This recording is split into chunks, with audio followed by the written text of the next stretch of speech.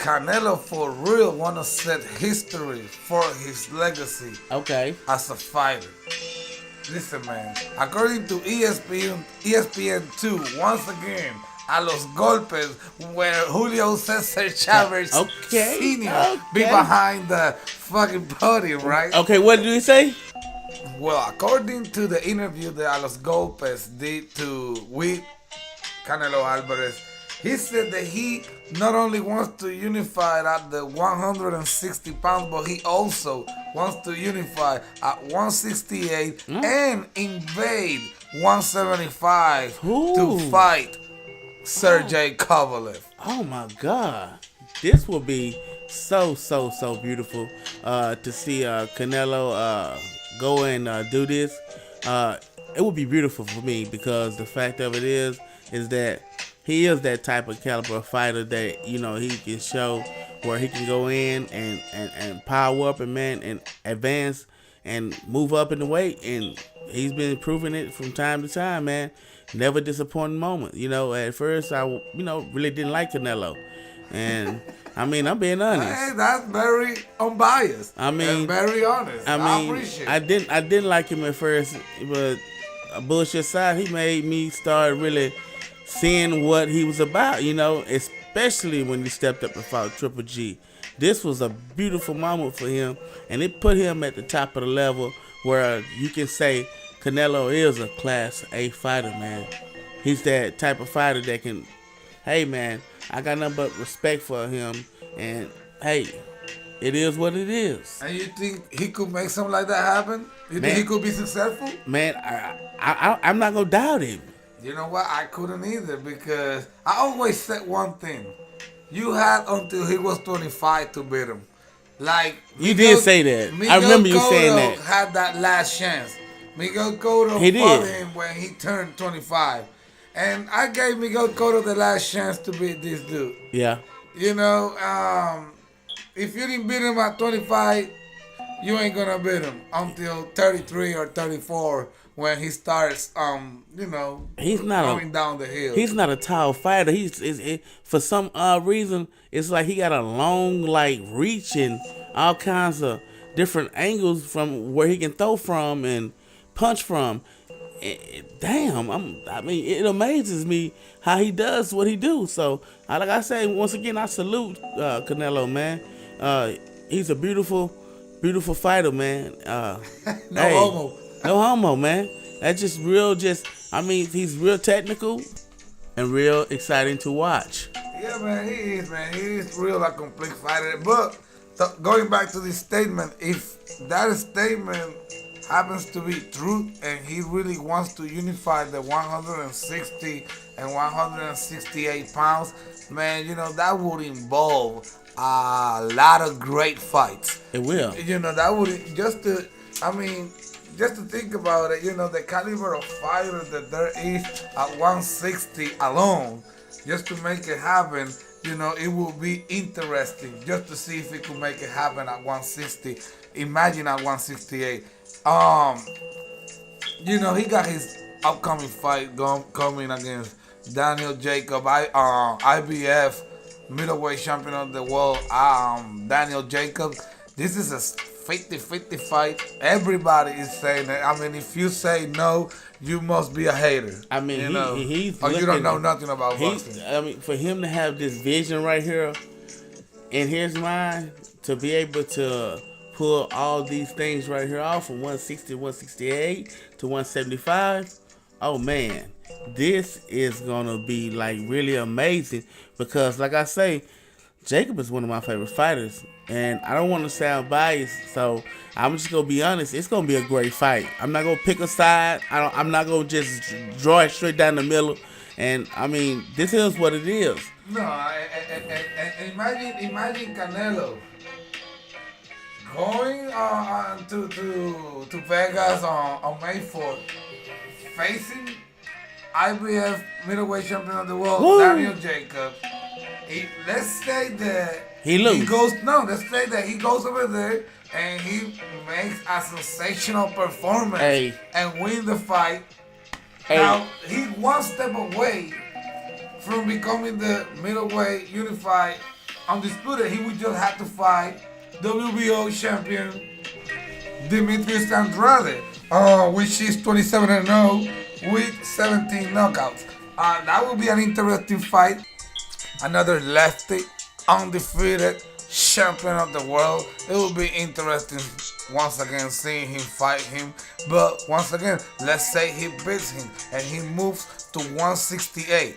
Most likely, he will be facing the lifelike Anthony Darrell, 23-1 with 24. I think that's the most vulnerable champion at 168. Let's say he takes that route. Then you have Caleb Plant with 18-0 with 10 knockouts. This is a fighter. Is the number 3 in the USA, number 13 in the world. Okay. He holds the IBF title of the world. And then you have Gilberto Ramirez, which is the WBO. He got like 5 or 6 defenses already. Yeah, he's very, very good. He's very tall. I think he's moving to 175 though. You think so? Yeah, I think he is. I think that's official actually. And then you have the real WBA 168 champion, Callum Smith. You say we talk about Canelo being the 168 WBA champion, but it's not really Canelo. No, it's not. Canelo is more like the number 1 contender because that's the whole thing with this freaking WBA belts. Yeah, the regular champion, the super it brings champion. all types of bullcorn in the mix. Problem. It is, man. You got Caleb Smith is the real. It's the real Super 168. Oh man, WBA champion, not Canelo. Not Canelo. And let's just get that. They just clear. tossing it around there. But he was kind of like Jacobs and Triple G. Triple G, yeah. When they face each other, you have Jacob champion. No, but Jacob was not the champion. He wasn't. It was Gennady Golovkin. It was Triple G. So let's say that Canelo beats all of them, and he becomes the first Mexican to become the first. He was unified at 154. Yeah. He was just not undisputed. Yeah. But he did hold the WBC belt when he fought WBA back then. Belt holder Austin Trout. Both fighters being undefeated. Yeah. And he became a unified champion at 154. Becoming undisputed at 160 will be amazing. And undisputed at 168, that would be legendary. That would. I think he will become one of the greatest fighters of all time if he does that. One of them, not the one. Though. I say it like this: him fighting Floyd really brought his stocks and level to he learned so much to boxing. He did. He learned so many different skills. That's why they went and fought him. It was to teach him because they knew Floyd was the real high caliber type of fighter he is. And the guys for Canelo to face Floyd, that some of these guys couldn't face Floyd in the ring like that. That's one of the things I say. That's one of the reasons I say if you didn't beat Canelo by 25, you ain't beating him. Yeah. It's not because he's on his prime. It's just the amount he's getting better as he goes. Yeah, because the amount of experience, the type of fighter that he faced, even though he was old fighter like Mosley, way them past guys his prime, man. But it was still the good knowledge he acquired. And they were still real good fighters. Yes, from fighting them type of fighters, because them type of veterans, all of them were boxing Hall of Famers. And at the same time, you think about it, even fighting Triple G, he proved himself right then too there because I think he proves more to me when he faces Jacob than when he he would to me too. Because I feel like Triple G. I think he's really stepping up to the level in this fight. That's why I say he got to see something in order for him to go and put himself in that position and to face Triple G, then go up and then face Jacobs like he is. That's like, man, that's some real stuff. And what do you think if we make that happen? Decide to jump to 175 to face Mr. Sergey Kovalev. I take my hat off to Sergey Kovalev I do too, man. after what he did in his last fight. But let's keep this real. Okay, that would be amazing. If let's say this fight happens.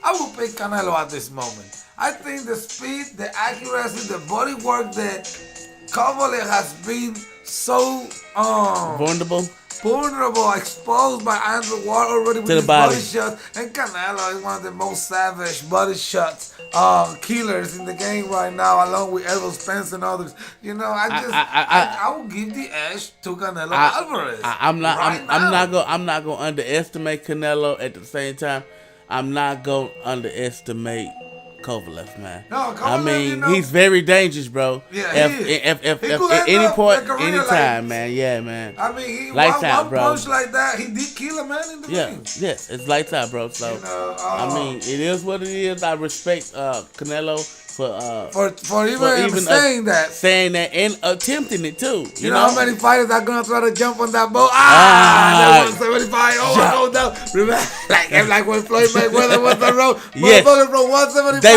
was. I come down. I come down. Hopkins. Oh man, God. they But, was ridiculous. Let's be real. I don't think this fight will ever happen just because Just to unify 160. It would be beautiful, Unify though. 168. It Let's would. say he'll make all that. But Okay. it'll take like 4 to 5 years. I really That's gonna doubt be that very, Kovalev be very, a champion very- by then or in the game by then. I totally will But probably maybe agree with you Kovalev on will that. come back for a Canelo But fight. just possibly he would, man. I would. I would too. You Yeah, job. bro. I mean, shit. Why Oh, not? man. Why But not? no, like for real, that would be a dream fight. You know, That would be a dream fight. I think maybe if Kovalev stays around for a couple of more fights, staying a champion, and how you say this, and Canelo faces Jacob and can become stay victorious, and now committed to his that we craft. learned that we're gonna do a video about this, we learned that Triple G signed with this song. He might give Triple G another rematch, He may. and maybe after that he decides, you know what? Let's see if I can become 4 division world Oh, my champion. God. Thank you for watching. Thank you for watching.